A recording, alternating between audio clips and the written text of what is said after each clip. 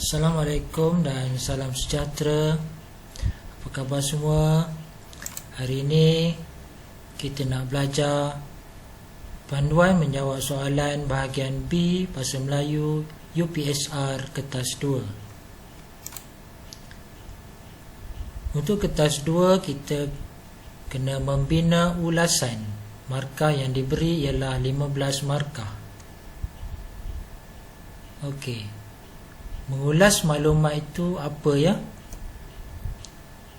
Okey, maksudnya memberi pendapat atau pandangan atau rumusan yang bertepatan, bersesuaian, relevan berdasarkan stimulus. Okey, apa yang kita perlu ulas ialah bahan sastra atau bukan sastra. Kita mesti mengulas antara 50 hingga 80 patah perkataan dalam bentuk perenggan. Bahan rangsangan yang biasanya diberi ialah bahan grafik atau bukan grafik. Jika bahan grafik biasanya gambar bersiri, gambar tunggal, carta, iklan, poster, peta pemikiran, peta minda dan sebagainya. Bahan bukan grafik pula biasanya petikan cerita, dialog, surat, rencana, laporan dan sebagainya. Okey. Panduan menjawab bahagian B. Yang pertama, calon boleh menulis dalam beberapa perenggan. Yang kedua, calon boleh menggunakan penanda wacana sekurang-kurangnya sekali. Antara penanda wacana yang biasa digunakan ialah selain itu, di samping itu, seterusnya, misalnya dan sebagainya. Calon juga boleh menulis isi tersurat dan tersirat berdasarkan bahan rangsangan. Panjang ulasan adalah antara 50 hingga 80 patah perkataan. Calon dalam menulis dengan tulisan yang kemas dan mudah dibaca. Bagaimana untuk mendapatkan markah cemerlang? Yang pertama, ulasan mestilah sangat jelas, tersusun dan menarik, serta memberi pendapat, pandangan dan idea tersirat. Yang kedua, penggunaan ayat yang gramatis. Ketiga, penggunaan kata dan kosakata yang tepat dan luas. Dan yang keempat, penggunaan ejaan dan tanda baca yang betul. Maknanya tiada kesalahan tanda baca. Okey, hari ini cikgu nak memperkenalkan teknik menjawab menggunakan ASSDA dan ICK. Apa itu ASSDA? Kita tengok, kita perhatikan. Okey, A ialah antara,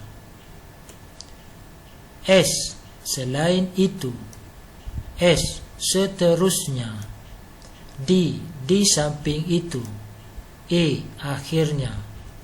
Okey, perkataan-perkataan ini dinamakan penanda wacana. Okey, kita gunakan penanda wacana ini di setiap awal ayat.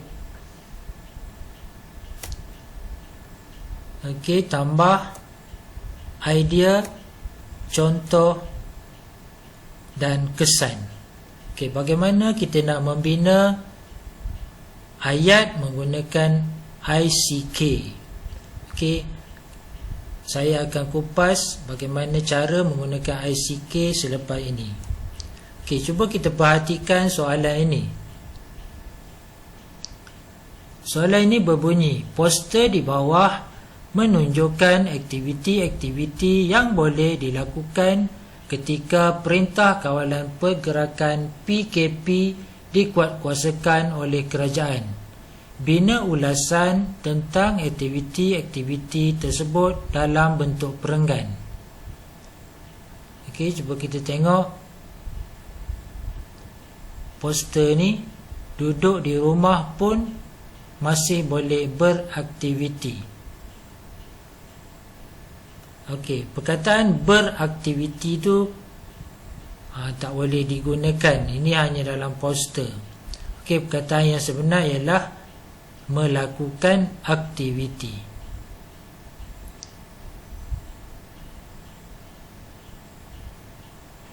Okey, yang pertama kita tengok main permainan tradisional seperti congkak, dam ular, dam aji dan saidina. Yang kedua, baca buku atau komik. Yang ketiga, menolong ibu dan ayah mengemas rumah. Yang keempat, melakukan senaman ringan. Yang kelima, menonton televisyen bersama keluarga. Dan yang terakhir, membuat latihan mata pelajaran yang dirasakan lemah. Lakukan apa saja aktiviti asalkan berfaedah. Ini kita boleh ambil sebagai penutup lah.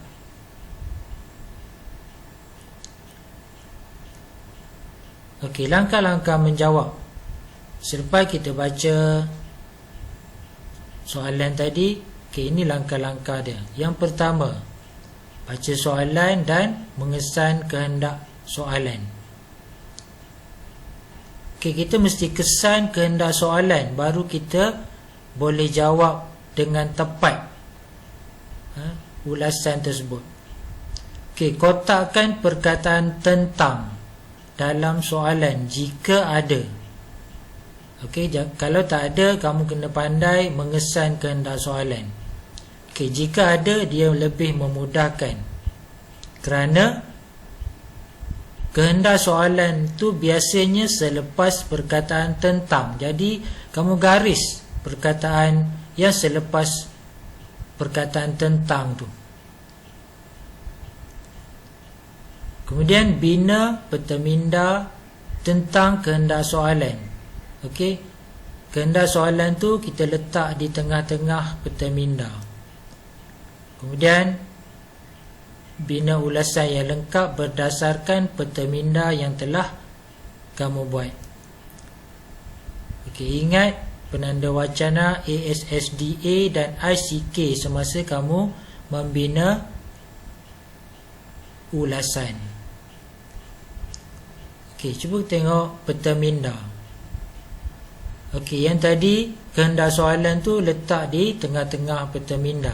Aktiviti yang boleh dilakukan ketika Perintah Kawalan Pergerakan, seperti apa yang kamu garis pada soalan selepas perkataan tentang.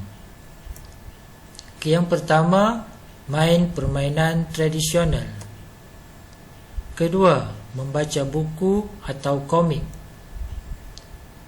Ketiga, tolong ibu dan ayah mengemas rumah. Keempat, buat latihan. Kelima, menonton televisyen bersama keluarga. Keenam, melakukan senaman ringan. Okey. Idea contoh kesan. Cikgu bezakan warna merah, kuning dan biru. Cara-cara membuat ulasan menggunakan ICK. Okey, pendahuluan. Kita ambil daripada soalan. Peta yang diberi menunjukkan aktiviti-aktiviti yang boleh dilakukan ketika Perintah Kawalan Pergerakan dikuatkuasakan oleh kerajaan. Okey, tukar perkataan di bawah dengan perkataan yang diberi. Okey. Kemudian idea pertama. Yang merah tu ialah idea antara. Okey.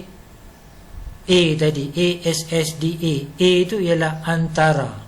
Antara aktiviti yang boleh dilakukan ialah bermain permainan tradisional. Contoh permainan tradisional yang boleh dimainkan seperti congkak, dam ular, dam aji dan saidina.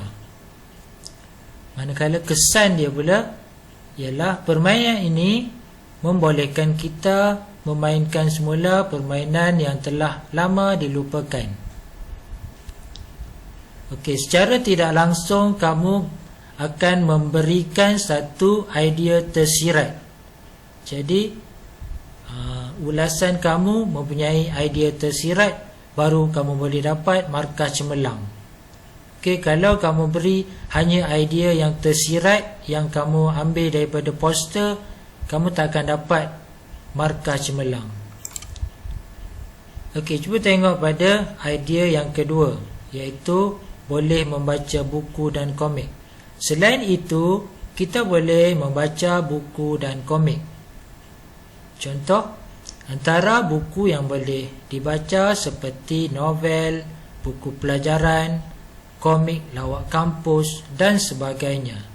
Kesan pula, membaca buku membolehkan kita mendapat banyak ilmu dan menjadikan kita lancar membaca. Okey. Okey, ini contoh idea pertama dan idea kedua. Okey. Kamu cuba lengkapkan ulasan ini dalam buku tulis kamu. Okey. Lengkapkan ulasan di atas. Salin semula contoh tersebut dalam buku karangan anda. Tunjukkan jawapan pada guru anda. Kamu boleh guna sebarang medium untuk menunjukkan kepada guru kamu jawapan yang telah kamu siapkan. Okey, sekian. Terima kasih.